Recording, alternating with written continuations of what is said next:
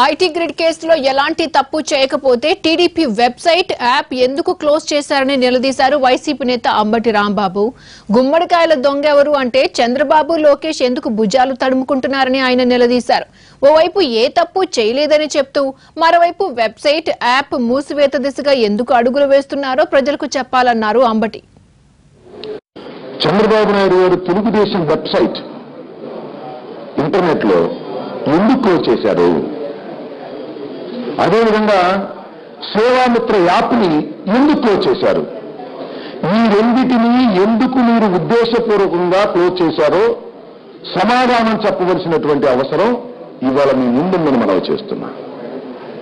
గుమ్మడికాయలు దొంగవుడంటే భుజాలు తడువుకున్నట్టుగా మీరును మీ పుత్రరత్నము భుజాలు తడువుకునేటటువంటి పరిస్థితుల్లో వెబ్సైట్లు ఆపుకునేటటువంటి క్రమంలో మీరు ప్రయాణం చేస్తున్నారంటే దొంగ ఎవరు?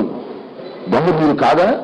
మీరని చాలా స్పష్టంగా అర్థమవుతున్నటువంటి దశలో ఏదో బుకాయించేటటువంటి కార్యక్రమాలు మీరు చేయటం సమంజసం కాదని నేను మనవి చేస్తున్నా.